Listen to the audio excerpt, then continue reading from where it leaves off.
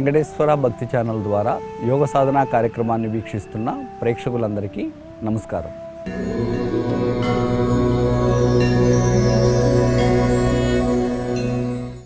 ఈరోజు కార్యక్రమంలో ఆర్థరైటిస్ గురించి తెలుసుకుందాం. ఆర్థరైటిస్ అంటే ఏంటి అంటే సహజంగా మనము కీళ్ళ నొప్పులతోటి చాలామంది బాధపడుతూ ఉంటారు. రెండు ఎముకల మధ్యన ఉండేటటువంటి భాగాన్ని మనం కీలు అని అంటాము. అక్కడ మృదులాస్థి ఉంటుంది, అంటే కార్టిలేజ్ ఉంటుంది. అయితే ఈ కార్టిలేజ్ మనకి అక్కడ రిలీజ్ అవ్వాల్సినటువంటి ఫ్లూయిడ్ ఒక్కోసారి రిలీజ్ అవ్వదు. అంటే అది ఆర్థరైటిస్లో చాలా రకాలు ఉన్నాయి. దాంట్లో ముఖ్యంగా గౌట్ ఆర్థరైటిస్ అని, రొమటైడ్ ఆర్థరైటిస్ అని, ఇట్లా రకరకాలైనటువంటి ఆర్థరైటిస్లు ఉన్నాయి.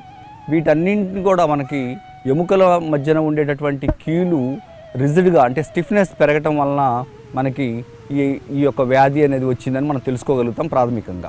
ఇది మనం ఒకసారి నిద్ర లేచిన తర్వాత మన యొక్క మూమెంట్ కదలికలు కొంచెము స్టిఫ్గా ఉంటాయి. ఉన్నప్పుడు ఆ కదలికల్లో ఉండేటటువంటి ఆ స్టిఫ్నెస్ కొంచెం సేపు అయిన తర్వాత అక్కడ సైనవల్ ఫ్లూయిడ్ రిలీజ్ అవ్వటం వలన మోకాలు కానీ నడుము కానీ మళ్ళీ మామూలు పూర్వస్థితికి వస్తుంది, అంటే సహజ స్థితికి వస్తుంది. ప్రాథమికంగా మనకి ఆర్థరైటిస్ వచ్చింది అని చెప్పడానికి ఇది నిదర్శనం. ఈ ఆర్థరైటిస్లో మనకి కీళ్ళల్లో వాపులు వస్తాయి, అలాగే మంటగా ఉంటుంది, ఎర్రగా అయిపోతుంది. ఎక్కువగా మనకి ఈ ఆర్థరైటిస్ మన యొక్క శరీర భాగాలు వెయిట్ ఎక్కడైతే పడుతుందో అక్కడ ఎక్కువగా ఉంటుంది. ఉదాహరణకి మనకి హిప్స్ కావచ్చు, అలాగే నీ జాయింట్స్, యాంకిల్స్, తర్వాత ఫింగర్స్, వీటన్నిటిపైన మనకి ఎక్కువగా ఈ స్టిఫ్నెస్ అనేది పెరుగుతూ ఉంటుంది. అయితే డీజనరేషన్ అనేది స్టార్ట్ అవుతుంది. ఎముక అరుగుదల ఆర్థరైటిస్ వ్యాధి ఎప్పుడైతే సోకుతుందో అప్పుడు ఈ ఎముకల అరుగుదలని మనము ఎట్టి పరిస్థితుల్లో ఆపలేము. అయితే ఆ అరుగుదలని కొంతవరకు మనము పోస్ట్పోన్ చేయొచ్చు. దేని ద్వారా? యోగ సాధన ద్వారా. అలాగే మన యొక్క జీవన విధానం ద్వారా, మనం తీసుకునేటటువంటి ఆహార పదార్థాల ద్వారా ఈ విధమైనటువంటి కొన్ని రకాలైనటువంటి మోడిఫికేషన్స్ చేయటం వల్ల మనము దాన్ని కొంతవరకు మనము అలాగే ఉంచి కొంతకాలం మనం సుఖంగా సంతోషంగా జీవించగలుగుతాము. మనకు వైద్యులు ఎప్పుడు కూడా మందులు పూర్తిగా వాడేసి మందులతోటి ఇంకా ఆ జబ్బు క్యూర్ అవ్వదు అని అనుకున్న తర్వాతనే సర్జరీకి వెళ్ళటం జరుగుతూ ఉంటుంది. ఈ మోకాల నొప్పులు కానివ్వండి, లేకపోతే వేళ్ళు, చేతి వేళ్ళు నొప్పులు, అలాగే ప్రతి జాయింట్లో కూడా, అంటే ప్రతి కీలు ఉండేటటువంటి భాగంలో కూడా విపరీతమైనటువంటి నొప్పి వస్తుంది. అది అనుభవించినటువంటి వాళ్ళకే ఆ బాధ అంటే ఏంటో తెలుస్తుంది. అయితే అవన్నిటినీ కూడా మనం రాకుండా ఎలా చేయాలి, అలాగే ఆ వచ్చిన తర్వాత చిన్న చిన్నగా మనం వాటిని చేస్తూ ఉండటం వలన వాటిని కొంతవరకు మనము అధిగమించవచ్చు, ఆ బాధ నుంచి మనం అధిగమించవచ్చు. వాటిని మనం ఎలా చేయాలో ఈరోజు ఈ కార్యక్రమంలో తెలుసుకుందాం. రెండు చేతులు ముందుగా చిన్ముద్రలో పెట్టుకోవాలి, కళ్ళు మూసుకోవాలి.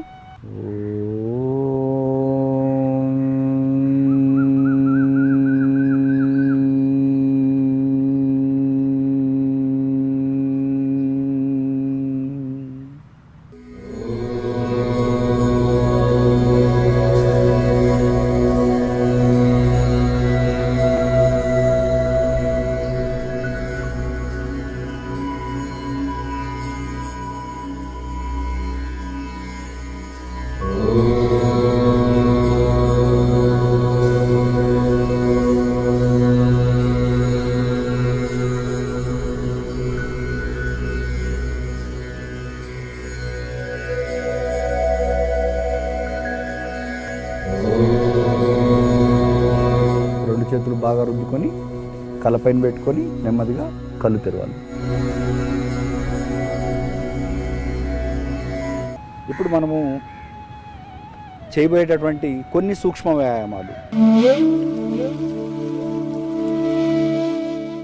పాదాలకి, పాదంలో ఉండేటటువంటి వేళ్ళకి, పాదాలకి, అలాగే మన మోకాళ్ళు ఉండేటటువంటి కాప్ మజిల్స్, అలాగే థైస్కి కొన్ని సూక్ష్మ వ్యాయామాలు చేద్దాము. దానికి ముందుగా మనము ఫ్రీగా చేతుల్ని పెట్టుకోవాలి. ఎలా కంఫర్టబిలిటీ ఉంటే అలా పెట్టుకోవాలి. చేతుల్ని పెట్టుకొని ఇప్పుడు ఏం చేయాలి అని అంటే ఈ వేళ్ళని లోపలికి ఇలా మడుచుకోవాలి. మడుచుకొని నెమ్మదిగా అలా వదిలివేయాలి. ఇది మామూలుగా సహజంగా ఆర్థరైటిస్ ఉండేటటువంటి వాళ్ళకి కొంచెం కష్టంగానే ఉంటుంది. అయినా కూడా కొంచెం అలా ఎంతవరకు వంగితే అంతవరకే మడుచుకోవడానికి ప్రయత్నం చేయాలి. చేసి ఇలా అనుకొని నెమ్మదిగా మళ్ళీ ఇలా రిలీజ్ చేయాలి. ఈ విధంగా మనము ఒక 5 నుంచి 10 సార్లు ఇలా మడుచుకోవటము వేళ్ళని, మరలా నెమ్మదిగా ఇలా రిలీజ్ చేయటము. ఈ విధంగా చేస్తూ ఉండాలి. చేస్తూ ఉంటే ఆ జాయింట్స్ కొంచెం కొంచెం మూమెంట్ పెరుగుతుంది. మూమెంట్ పెరగటం వల్ల అక్కడ సర్క్యులేషన్ అనేది రెగ్యులేట్ అవుతుంది. సో ఇలా ఒక 10 సార్లు చేసిన తర్వాత ఇప్పుడు అలాగే హోల్డ్ చేసుకోవాలి. హోల్డ్ చేసుకొని ఎంతవరకు బిగించగలమో అంతవరకు బిగించి నెమ్మదిగా గాలి పీల్చుకొని వదులుతూ ఉండాలి. ఇలా బిగించటం వల్ల ఏమవుతుంది అని అంటే మనకి అక్కడ సర్క్యులేషను తాత్కాలికంగా కొంచెం సేపు ఆపివేయబడుతుంది. అలాగే చుట్టుపక్కల ఉండేటటువంటి కండరాలు దృఢంగా తయారవుతాయి. ఇప్పుడు నెమ్మదిగా రిలీజ్ చేసేసినట్లయితే సర్క్యులేషను నార్మలైజ్ అయిపోతుంది. ఇప్పుడు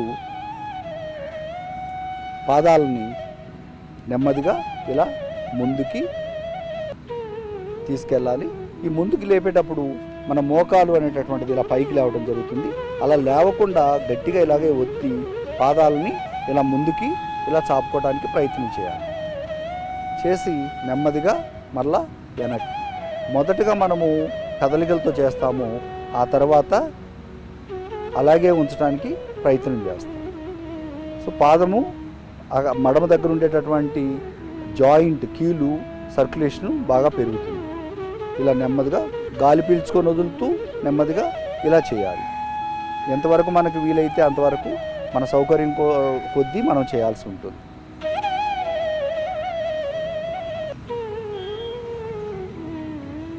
ఇలా 5 నుంచి 10 సార్లు చేసేసిన తర్వాత నెమ్మదిగా పాదాలని ఇలాగే ఉంచుకోవాలి. ఇలాగే ఎంతవరకు వీలైతే అంతవరకు ఉంచుకొని మోకాళ్ళ కింది భాగము పైకి లేవకుండా ఉండటానికి ప్రయత్నం చేయాలి. ఇలాగే ఉంచాలి. ఉంచి గాలి పీల్చుకొని వదలాలి. 5 నుంచి 30 సెకండ్ల పాటు ఇలాగే ఉంచుకోవాలి.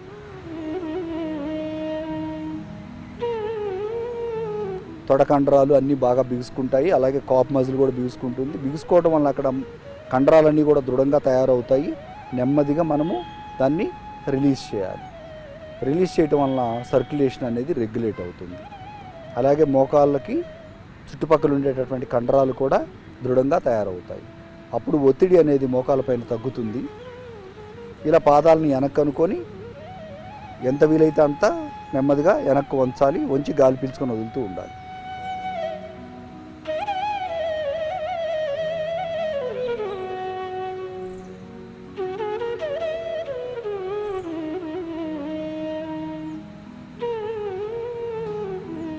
అయిపోయిన తర్వాత రిలాక్స్ చేయాలి. కొంచెంసేపు విశ్రాంతినివ్వాలి పాదాలకి. తర్వాత మళ్ళీ 2 పాదాలు దగ్గరగా పెట్టుకొని ఎడమ నుంచి కుడివైపుకి నెమ్మదిగా ఇలా పాదాలని ఇలా సర్కిల్ లాగా చేస్తూ ఇలా తీసుకెళ్ళాలి. అప్పుడు మనకి ఆ కీలు భాగంలో ఉండేటటువంటి చుట్టుపక్కల ఉండే కండరాలు అన్నీ కూడా గట్టిగా దృఢంగా తయారవుతాయి.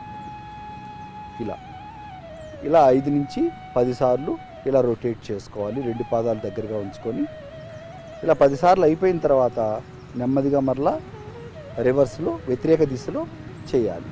అంటే సవ్య అపసవ్య దిశల్లో చేస్తూ ఉండాలి. ఇలాగా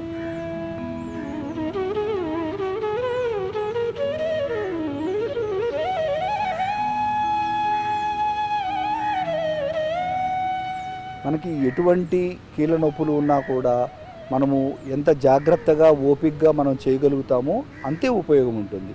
అంతేగాని యాంత్రికంగా మనం ఎక్కడో చూస్తూ ఎక్కడో గమనిస్తూ ఎక్కడో ఆలోచిస్తూ మనం చేసినప్పుడు దాని యొక్క ఫలితాన్ని మనం పొందలేము. అందుకని మనం చేసేటటువంటి పనిపైన మన దృష్టిని ఉంచి మనము యోగ సాధన అనేది చేస్తూ ఉండాలి. ఇలా కొంచెం సేపు అయిపోయిన తర్వాత కొంత విశ్రాంతిని ఇవ్వాలి.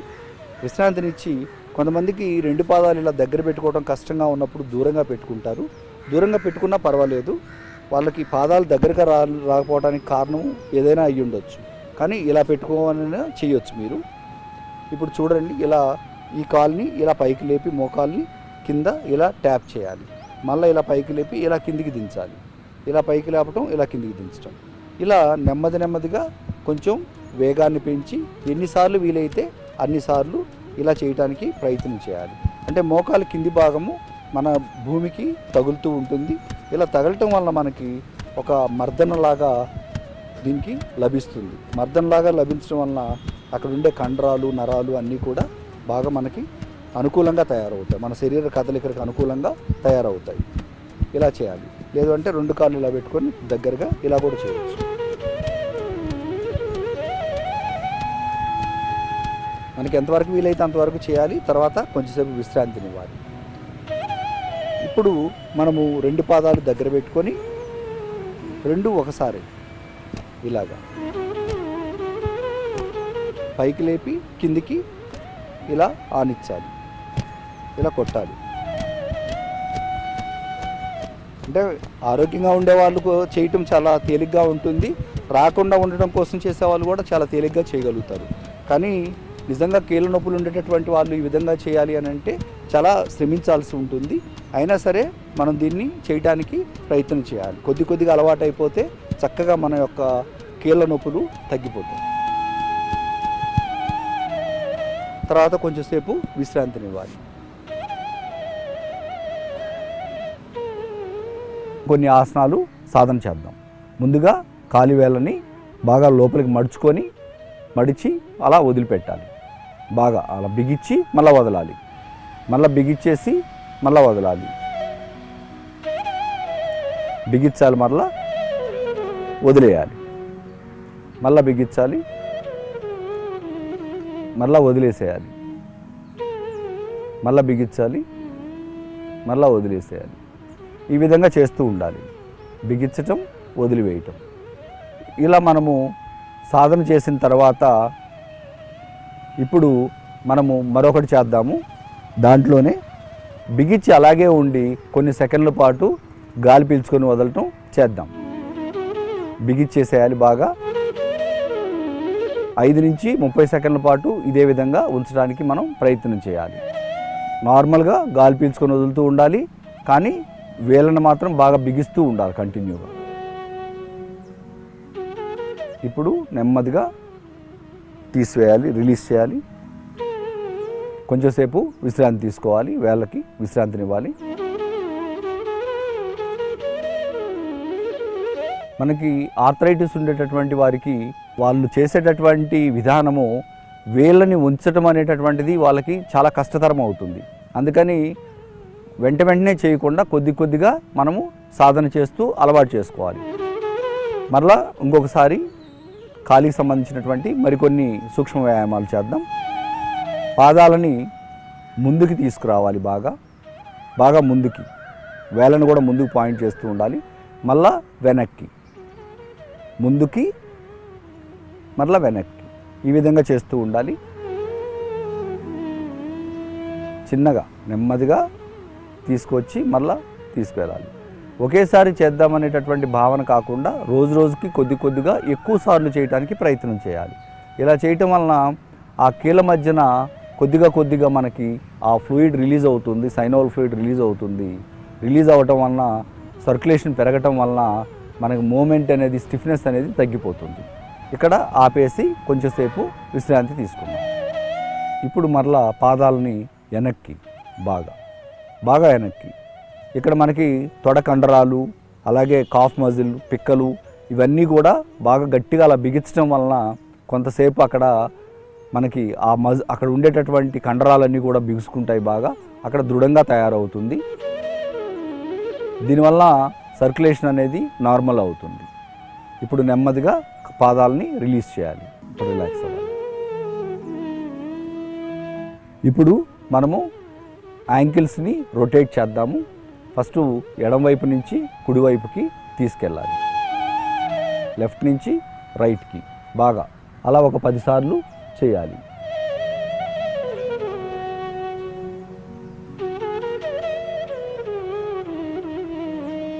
స్టాప్ చేసి ఇప్పుడు రైట్ నుంచి లెఫ్ట్కి తీసుకెళ్ళాలి. ఈ విధంగా చేయటం వలన మనకి కీళ్ళ మధ్యన మనకి సర్క్యులేషన్ అనేది, ప్రసరణ అనేది బాగా జరుగుతుంది.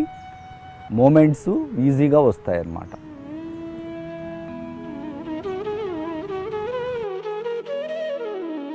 కొంచెంసేపు విశ్రాంతి తీసుకుందాం. ఇప్పుడు 2 పాదాలు దగ్గర పెట్టుకొని కుడి కాలుని పైకి లేపి కింద ట్యాప్ చేయాలి. అదేవిధంగా ఎడమ కాలుని 1 by 1. అలా చేయాలి. ఇలా చేయటం వలన మనకి మోకాలు కింది భాగం కింద తగిలేలాగా నెమ్మదిగా చేయాలి.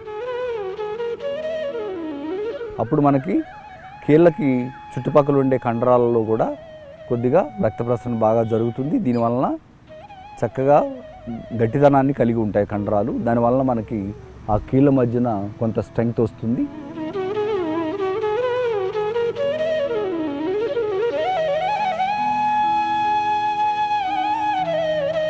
ఇప్పుడు ఆపేసి కొంచెంసేపు విశ్రాంతి తినవాలి.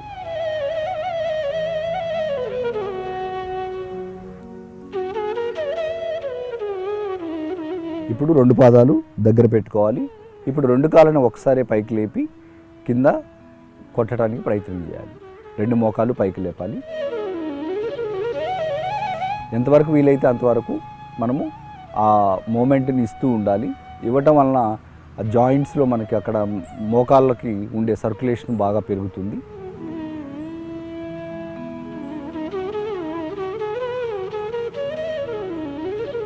ఇప్పుడు కొంచెంసేపు ఆపేసి విశ్రాంతి తీసుకోవాలి. ఇప్పుడు చేయబోయే ఆసనము తాడాసనం.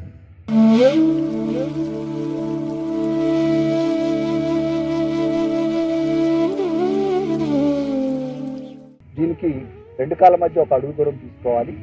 అలాగే 2 చేతులు పైకి తీసుకెళ్ళి గాలి తీసుకుంటూ 2 చేతుల్ని లాక్ చేసుకోవాలి. రివర్స్ చేయాలి. రివర్స్ చేసి నెమ్మదిగా పైకి లాగాలి. నేరుగా చూస్తూ పైకి లాగాలి. ఇక్కడ గాలి పీల్చుకొని వదులుతూ ఉండాలి.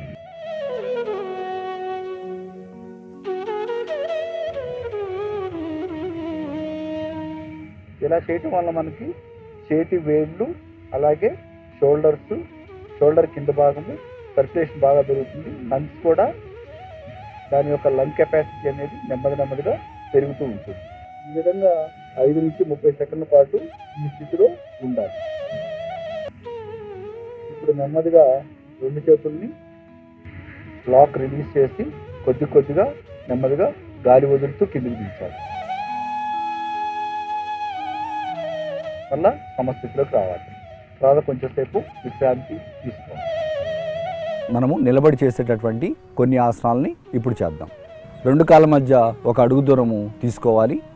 2 చేతులు పైకి తీసుకెళ్ళాలి. గాలి పీల్చుకుంటూ రెండింటిని లాక్ చేసుకోవాలి. రివర్స్ చేసి నేరుగా చూస్తూ గాలి పీల్చుకొని వదులుతూ ఉండాలి. చేతులు రెండింటిని పైకి లాగాలి. బాగా నేరుగా చూస్తూ వేళ్ళు పక్కకు వెళ్ళిపోకూడదు. ఒకదాంతో ఒకటి దగ్గరగా ఉండాలి.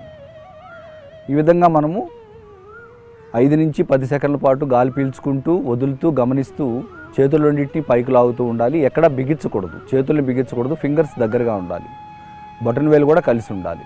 నెమ్మదిగా గాలి పీల్చుకొని వదులుతూ ఉండాలి. ఈ విధంగా చేయటం వల్ల మనకి మన యొక్క ఊపిరితిత్తులు 5 లోబ్స్ ఉంటాయి. అయితే మనకి లోయర్ లోబ్ కూడా యాక్టివేట్ అవుతుంది. మనకు బాగా చక్కగా పనిచేస్తుంది. ఎప్పుడైతే మనకి శ్వాసని బాగా తీసుకొని వదలగలుగుతామో అప్పుడు మనం ఆరోగ్యంగా తయారవుతాము. భుజాలు, రిస్టు, ఫింగర్స్ వీటన్నిటికి కూడా సర్క్యులేషను నార్మలైజ్ అవుతుంది. ఈ విధంగా చేయటం వలన బాగా లాగుతూ ఉండాలి. కంటిన్యూగా లాగుతూ ఉండాలి. నెమ్మదిగా చేతుల రెండింటిని అలాగే గాలి వదులుతూ చిన్నగా కిందికి దించాలి. నెమ్మదిగా. ఇప్పుడు కొంచెంసేపు విశ్రాంతి తీసుకోవాలి. మరొకసారి చేద్దాం. ఒకదాంతో ఒకటి కూర్చుకొని రివర్స్ చేయాలి. పైకి లాగాలి. కంటిన్యూస్గా పైకి లాగాలి. లాగుతూ ఉండాలి. అలాగా లాగుతూ ఉండాలి. వేలు నొప్పి రాకూడదు. బాగా సాగతీయాలి తప్ప బలం ఉపయోగించకూడదు. నెమ్మదిగా గాలి పీల్చుకొని వదులుతూ ఉండాలి. గాలి వదులుతూ చేతుల రెండింటిని నెమ్మదిగా కిందికి దించాలి.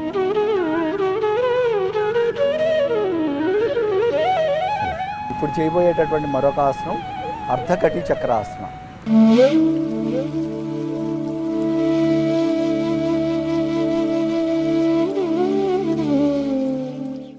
దీనిలో మనము ఎడమ చేతిని పైకి తీసుకెళ్ళాలి.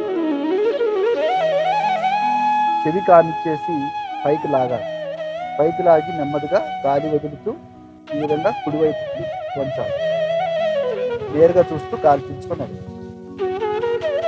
ఇలా చేయటం వల్ల మనకి లంగ్స్ చివరి లోపు ఏదైతే ఉందో అది ఇంట్రాపర్స్నల్ మజిల్స్ ఉంటాయి అక్కడ చివరి లోబ్ దగ్గర, అవి స్ట్రెంగ్త్ అవుతాయి.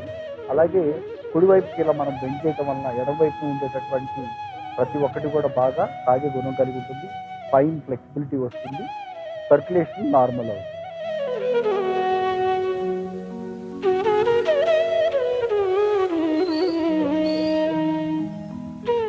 నెమ్మదిగా గాలి పీల్చుకుంటూ పైకి లేవాలి, గాలి వదులుతూ ఎడమ చేతిని కిందికి దించాలి.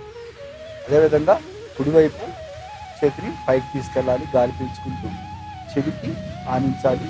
ఆనించిన తర్వాత చేతిని నెమ్మదిగా కొంచెం పైకి లాగాలి, పైకి లాగి గాలి వదులుతూ ఎడమ వైపుకి బెండ్ చేయాలి.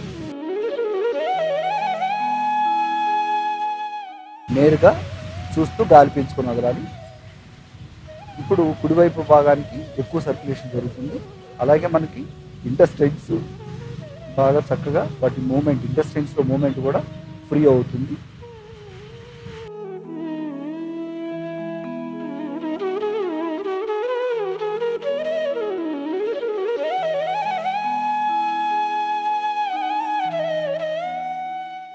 ఇప్పుడు మనం చేయబోయేటటువంటిది అర్ధకటి చక్రాసన. 2 పాదాలు దగ్గరగా పెట్టుకోవాలి. ఎడమ చేతిని గాలి పీల్చుకుంటూ చెవి పక్కగా తీసుకెళ్ళాలి. గాలి వదులుతూ కుడివైపుకి వంచాలి. ఈ విధంగా చేయటం వల్ల మనకి మన యొక్క వెన్నుముక బాగా ఫ్లెక్సిబుల్ అవుతుంది. అలాగే అక్కడ సర్క్యులేషన్ పెరుగుతుంది. గాలి పీలుస్తూ పైకి లేవాలి. నెమ్మదిగా ఎడమ చేతిని గాలి వదులుతూ కిందికి దించాలి. ఇప్పుడు కుడి చేతిని గాలి పీల్చుకుంటూ పైకి తీసుకెళ్ళాలి. చేతిని బాగా పైకి లాగి గాలి వదులుతూ ఎడమ వైపుకి వంచాలి. నేరుగా చూస్తూ గాలి పీల్చుకొని వదులుతూ ఉండాలి. పక్కకు వాలిపోకుండా నేరుగా ఉండటానికి ప్రయత్నం చేయాలి. ఇలా చేయటం వల్ల మనకి ఇంట్రాకోస్టల్ మజిల్స్, అలాగే మన షోల్డరు, చేతులు ఇవన్నీ కూడా రక్త ప్రసరణ బాగా జరుగుతుంది. స్పైన్ కూడా బాగా ఫ్లెక్సిబుల్ అవుతుంది. గాలి పీల్చుకుంటూ పైకి లేసి గాలి వదులుతూ నెమ్మదిగా దించాలి కిందికి.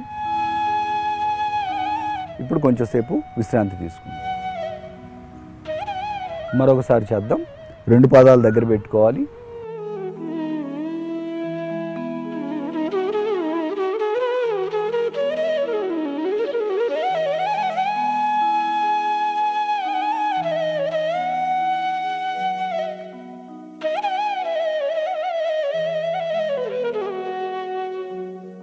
ఈ స్థితిలో 5 నుంచి 30 సెకండ్ల పాటు మనము అలాగే ఉంచుకొని నేరుగా చూస్తూ గాలి పీల్చుకొని వదులుతూ ఉండాలి. మరలా గాలి పీల్చుకుంటూ పైకి లేసి గాలి వదులుతూ నెమ్మదిగా చేతిని కిందికి దించాలి. ఇప్పుడు మనము ఆర్థరైటిస్ గురించి కొన్ని ఆసనాలు, సూక్ష్మ వ్యాయామాలు చేశాము. ఆర్థరైటిస్ అంటే మనకి కీళ్ళ మధ్యన కలిగేటటువంటి నొప్పి, అంటే స్టిఫ్నెస్ మనకి ఎక్కువగా ఉండటం వలన ఆ యొక్క కీళ్ళు సరిగా కదలిక అనేటటువంటిది ఆగిపోతూ ఉంటుంది. అందుకని ఈరోజు మనం చేసినటువంటి కొన్ని రకాలైనటువంటి సూక్ష్మ వ్యాయామాలు, అలాగే ఆసనాలు మన ఆర్థరైటిస్కి ఎంతో ఉపయోగపడతాయి. వీటిని నిరంతరం చేయాలి. మనకి శరీరం అనేటటువంటిది ఈ ఆర్థరైటిస్ వచ్చినటువంటి వాళ్ళకి మనకు తెలియకుండానే కొన్ని కండరాలని మనము వాటిని కదిలించడం మానివేస్తాము.